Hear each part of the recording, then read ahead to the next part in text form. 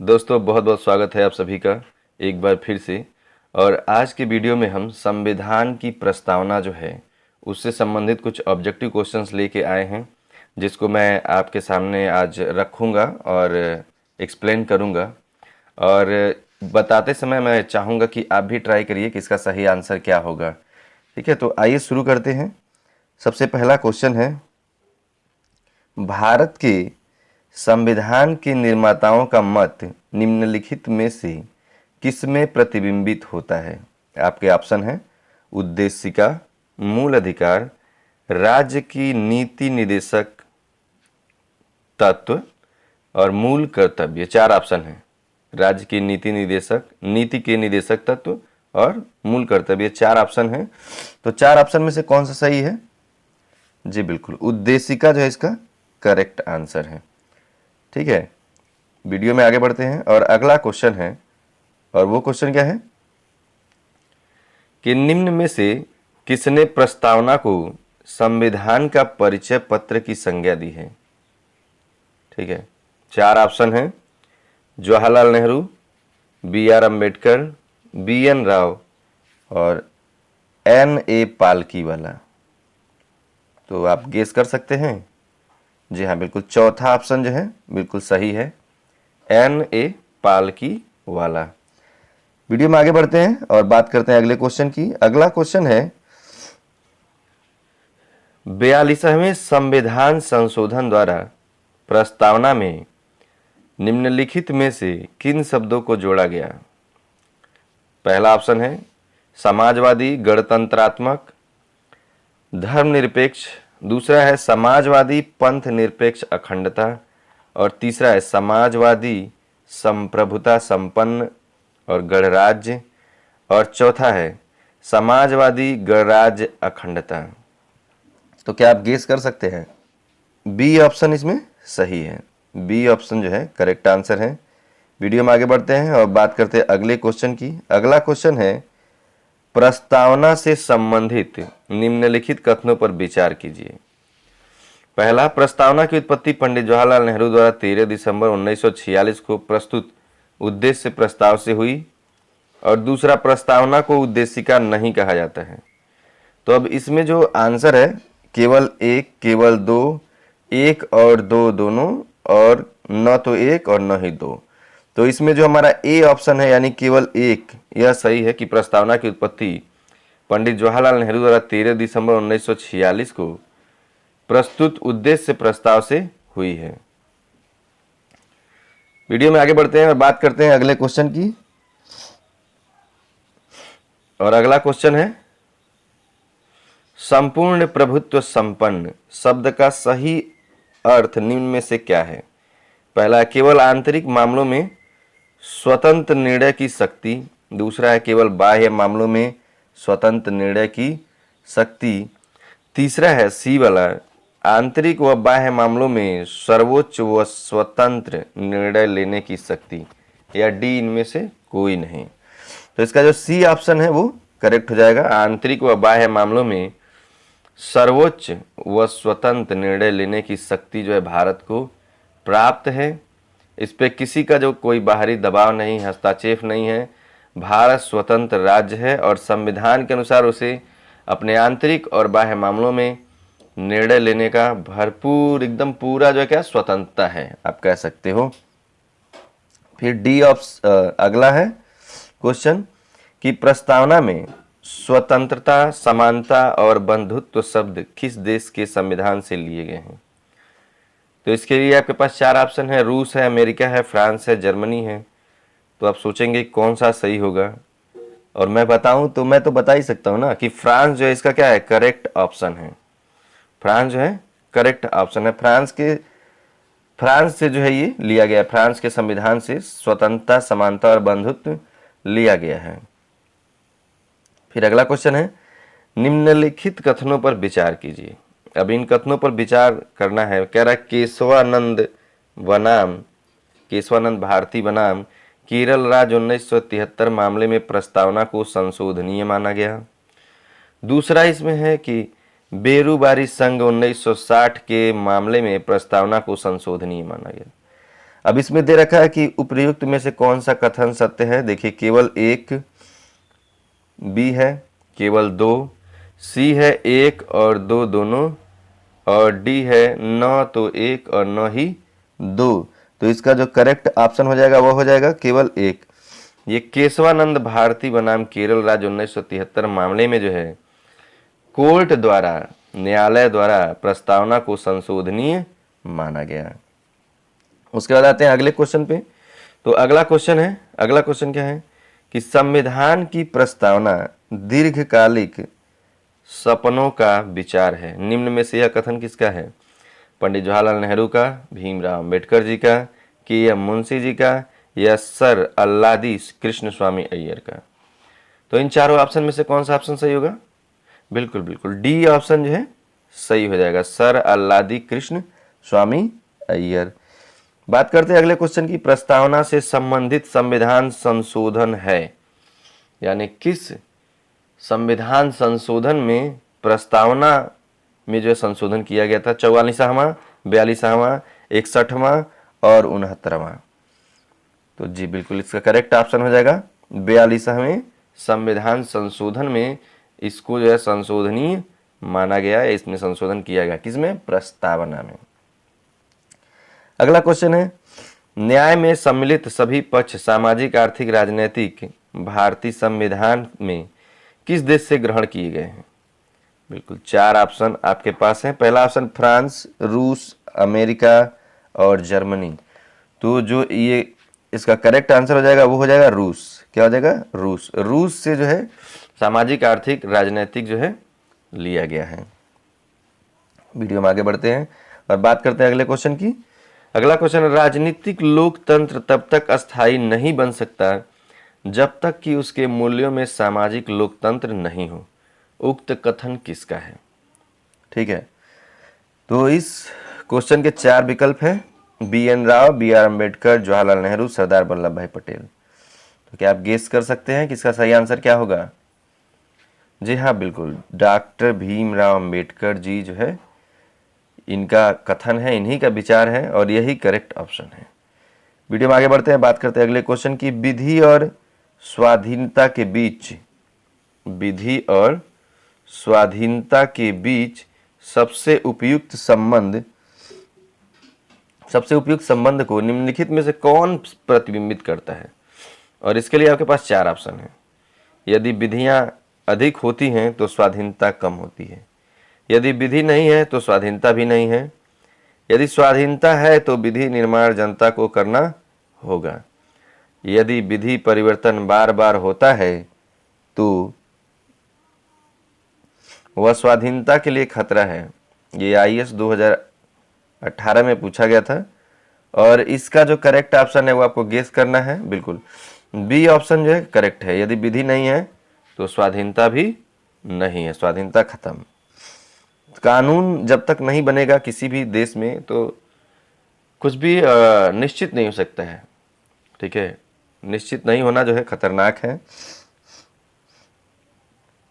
उसके बाद जो है अगला 13वां क्वेश्चन है और इस वाले में पूछा जा रहा है कि भारत में निम्नलिखित में से समाजवाद के किस स्वरूप को अपनाया गया है? फेबियन समाजवाद, साम्य समाजवाद, लोकतांत्रिक समाजवाद और सर्वहारा वर्ग का समाजवाद। तो ये 4 ऑप्शन है, 4 ऑप्शन में से कौन सा सही होगा? बिल्कुल सी ऑप्शन जो सही है, हमारे वहां लोकतांत्रिक समाजवाद जो है अपनाया गया है। वीडियो में आगे बढ़ते हैं और बात करते हैं अगले क्वेश्चन की। तो 14वां क्वेश्चन है, भारत में लोकतंत्र का कौन सा स्वरूप प्रचलित है? ये ऑप्शन जो है 4 ऑप्शन है, 4 ऑप्शन में बताता हूं आपको। पहला प्रत्यक्ष लोकतंत्र, दूसरा अप्रत्यक्ष लोकतंत्र, तीसरा दोनों का मिश्रित स्वरूप है और चौथा डी में से दोनों में से कोई नहीं। ये 4 ऑप्शन है आपके पास। कैन यू गेस कौन सा सही हो सकता है? बिल्कुल अप्रत्यक्ष लोकतंत्र अपने वहां है, प्रत्यक्ष नहीं है। प्रत्यक्ष क्यों नहीं है? क्योंकि हमारे वहां माना जाता है कि अप्रत्यक्ष रूप से अगर हम मतदान करेंगे तो हमारी जो स्थिति है वो भी बरकरार रहेगी, हमें किसी भी प्रकार का कोई समस्या नहीं होगा और हम अपना मतदान भी कर लेंगे। ठीक है, अगले क्वेश्चन की ओर बढ़ते हैं। उद्देश्य प्रस्ताव 15वां क्वेश्चन है, उद्देश्य प्रस्ताव संविधान सभा में कब लागू किया गया?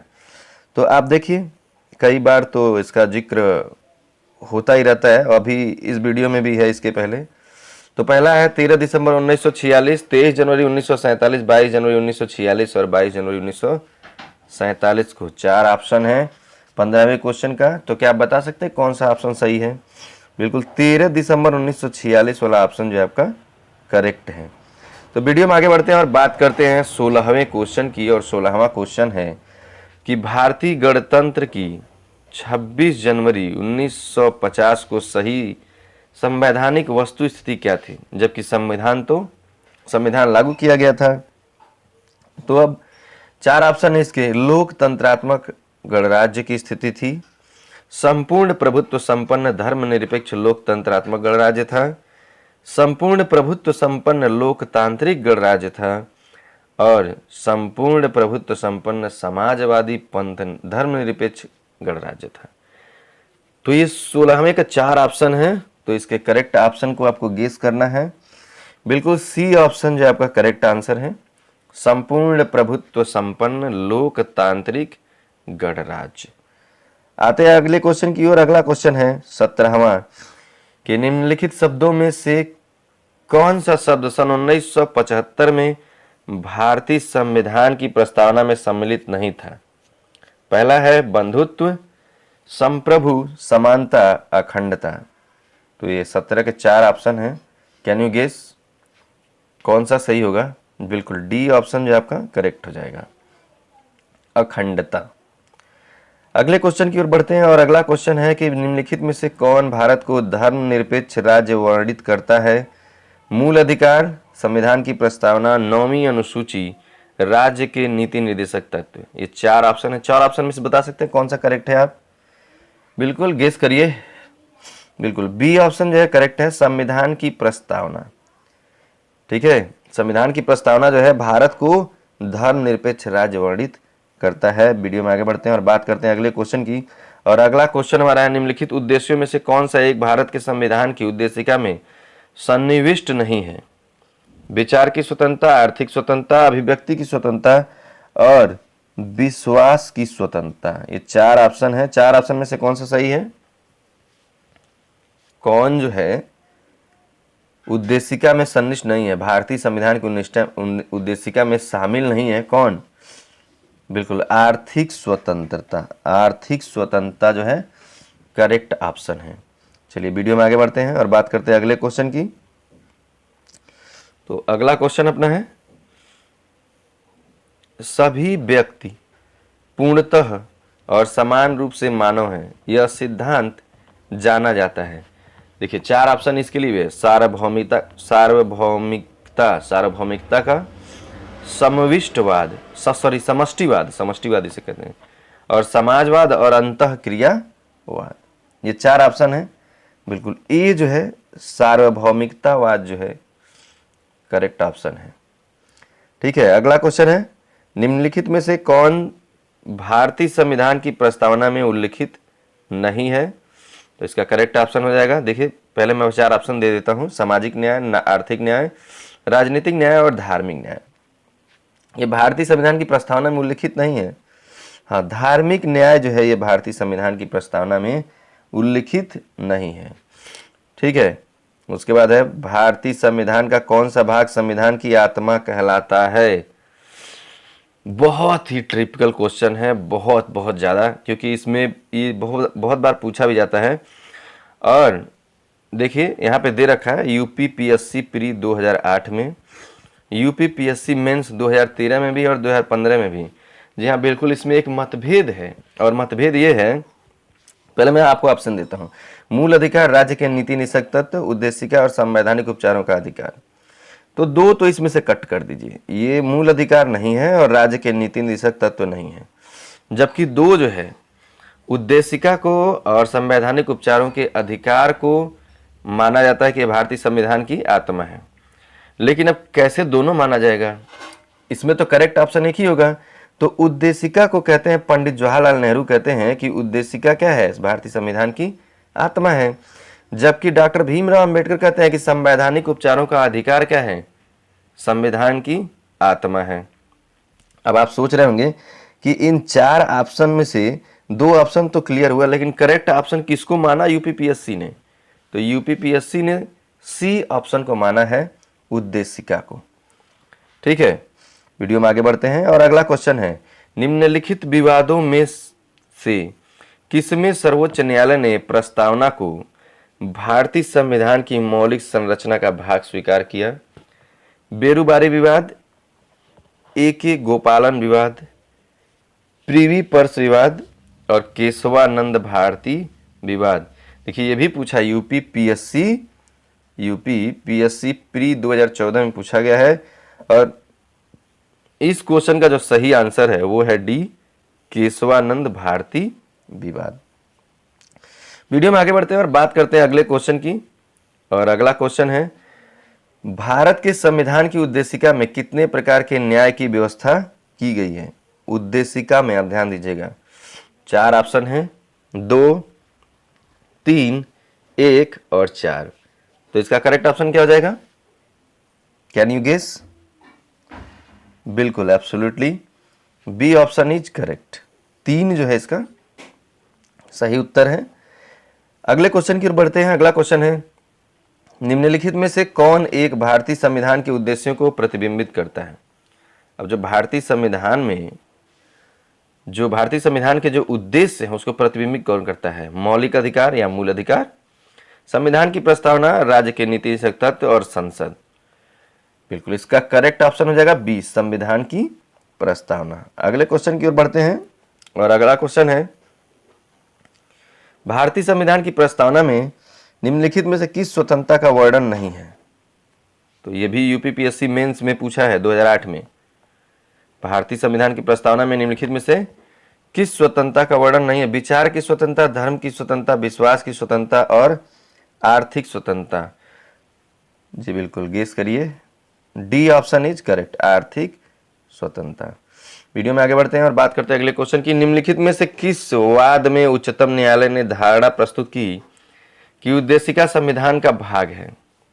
भाई उद्देशिका ये भी यूपीपीएससी में पूछा है 2012 में। यूपीपीएससी के प्री एग्जामिनेशन में 2012 में ये पूछा गया है और इसमें 4 ऑप्शन है, यूनियन बैंक ऑफ इंडिया बनाम डॉक्टर कोहली, बनारसी दास बनाम स्टेट ऑफ यूपी, बम्बई बनाम यूनियन ऑफ इंडिया और मलक सिंह बनाम स्टेट ऑफ पंजाब।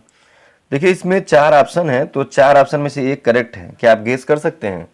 बिल्कुल, सी ऑप्शन जो है करेक्ट है, करेक्ट ऑप्शन है ये, इसका आंसर है ये।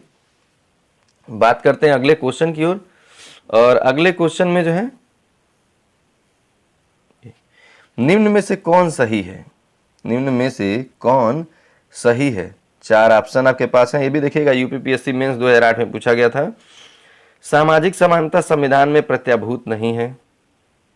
ठीक है, देश में सामाजिक समानता पहले से विद्यमान थी, ये तो बिल्कुल नहीं हो सकता है। सामाजिक समानता संविधान में प्रत्याभूत है और उपयुक्त में से कोई नहीं। तो हाँ बिल्कुल, C option is correct answer, C option is correct answer. बात करते हैं अगले क्वेश्चन की, निम्नलिखित में से भारत के संदर्भ में धर्मनिरपेक्ष शब्द का सही भाव व्यक्त करता है? भारत में अनेक धर्म हैं, भारतीयों को धार्मिक स्वतंत्रता प्राप्त है, धर्मानुपालन व्यक्ति की इच्छा पर निर्भर है और भारत में राज्य का कोई धर्म नहीं है। 4 ऑप्शन है, धर्मनिरपेक्ष का सही भाव हमको बताना है, तो इसका डी ऑप्शन जो है करेक्ट हो जाएगा, भारत में राज्य का कोई धर्म नहीं है। बात करते हैं अगले क्वेश्चन की और अगला क्वेश्चन है, निम्नलिखित में से भारतीय संविधान की प्रस्तावना को हमारे संप्रभु प्रजातांत्रिक गणतंत्र की जन्म कुंडली किसने कहा? निम्नलिखित में से भारतीय संविधान की प्रस्तावना को हमारे संप्रभु प्रजातांत्रिक गणतंत्र की जन्म कुंडली किसने कहा है? पंडित जवाहरलाल नेहरू, सरदार वल्लभ भाई पटेल, बी.आर. अम्बेडकर, के.एम. मुंशी और महात्मा गांधी। 5 ऑप्शन है आपके पास और ये क्वेश्चन भी आपको सीजीपीएससी प्री 2013 में पूछा गया था और इसका करेक्ट आंसर हम आपको बताते हैं, KM. Munshi is the correct answer. ठीक है, तो कुछ और क्वेश्चन हैं उनको भी देख लेते हैं। 31 है क्वेश्चन नंबर 31, भारतीय संविधान की उद्देशिका के बारे में निम्नलिखित में से कौन से सही हैं? तो आप देखिएगा, उद्देश्य संकल्प जवाहरलाल नेहरू द्वारा प्रस्तावित किया गया था और संविधान सभा द्वारा पारित किया गया था, जो अंततः उद्देशिका बना। उद्देशिका का विचार संयुक्त राज्य अमेरिका के संविधान से लिया गया था। और तीसरा ऑप्शन है समाजवादी एवं पंथ निरपेक्ष शब्द 42वें संवैधानिक संशोधन द्वारा 1976 में अपनाए गए थे। और चौथा है उद्देशिका भारत के नागरिकों के मूल अधिकारों को समाहित करती है। और नीचे कूट दिया गया है। 1, 2, 3 करेक्ट आंसर है। देखिए, इसमें हमको बताना है कौन से सही हैं। तो पहला, दूसरा, तीसरा सही है, ठीक है, या दूसरा, तीसरा, चौथा सही है, या पहला, तीसरा, चौथा सही है, या पहला, दूसरा, चौथा सही है। तो इसका करेक्ट आंसर जो है वो हो जाएगा पहला, दूसरा और तीसरा। कि उद्देश्य संकल्प जवाहरलाल नेहरू द्वारा प्रस्तावित किया गया था, बिल्कुल, संविधान सभा के लिए, और संविधान सभा द्वारा पारित किया गया था, जो अंततः उद्देशिका बन गया।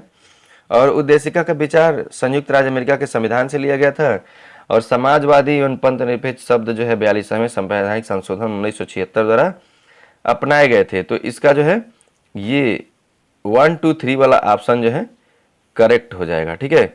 तो वीडियो में आगे बढ़ते हैं और बात करते हैं अगले क्वेश्चन की। भारत के संविधान की उद्देशिका के बारे में निम्नलिखित में से कौन से कथन सही हैं या हैं? ठीक है, एक भी हो सकता है, कई हो सकता है। उद्देशिका स्वयं न्यायालय में परिवर्तनीय नहीं है। उद्देशिका उन उद्देश्यों को बताती है जिन्हें संविधान स्थापित करना और आगे बढ़ाना चाहता है। उद्देशिका उस स्रोत को इंगित करती है जहां से संविधान अपना प्राधिकार प्राप्त करता है। और इसके 4 ऑप्शन है। ये सीडीएस के फर्स्ट एग्जाम 2017 में पूछा गया था। और यह इसके ऑप्शन है 1, 2, 3 ए में, बी है केवल 1 और 2, और सी है केवल 1 और 3, और चौथा यानी डी है केवल 2। क्या आप बता सकते हैं कौन सा आंसर सही है?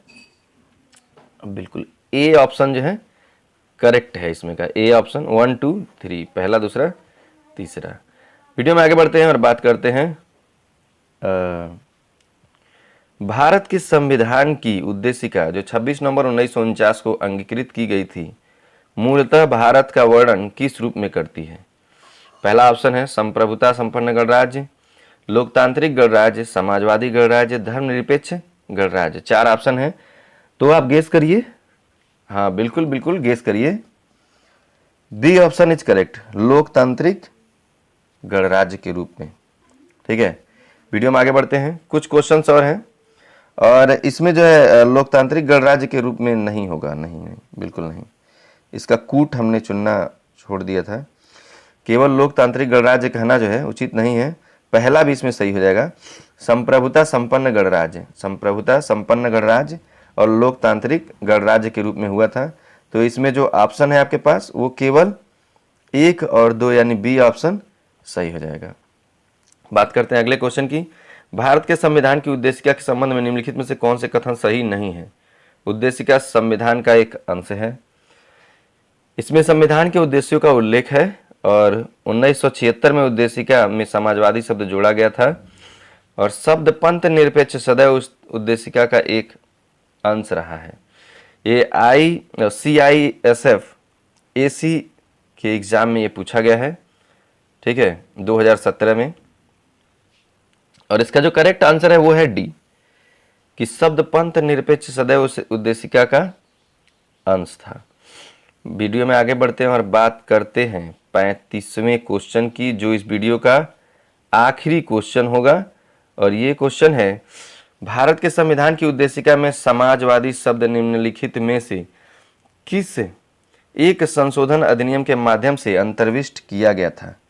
पहला ऑप्शन है 41वां संविधान संशोधन, 42वां संशोधन अधिनियम और 43वां संशोधन अधिनियम, और चौथा है 44वां संशोधन अधिनियम। तो समाजवादी शब्द के बारे में है, तो कैन यू गेस? बिल्कुल बिल्कुल, बी ऑप्शन इज करेक्ट, 42वां संविधान संशोधन 1976। तो ये वीडियो यहीं समाप्त होता है। आपको ये वीडियो कैसा लगा हमें जरूर बताइए। चलिए आपके लिए क्वेश्चन छोड़ते हैं, और क्वेश्चन है, भारत को गणतंत्र क्यों कहा जाता है? भारत को गणतंत्र क्यों कहा जाता है? आप अपने आंसर कमेंट बॉक्स में लिखकर हमें बताइए। वीडियो अच्छा लगा हो तो लाइक शेयर करना बिल्कुल मत भूलिए। Thank you very much for watching this video.